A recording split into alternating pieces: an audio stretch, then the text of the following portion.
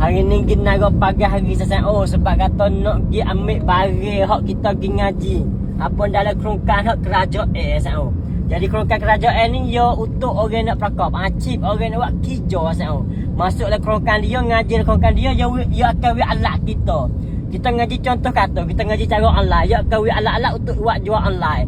Kita ngaji gunting ngamuk, dia wi alat-alat untuk gunting ngamuk. Kita ngaji buat dapur, buat makan ni, dia wi alat-alat untuk makan ni salah. Jadi dia banyak orang kata jahat pun ada, apa ni canteri pun ada. Saya mana nak tahu cara-cara dia tu, kod titam kita tag kita buat satu klik pula salah, takutnya panjang salah.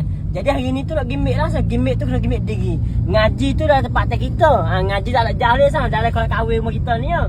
Jadi bila ambil barang ni saya kena gimmick diri di Naro sama di Krom Rengan.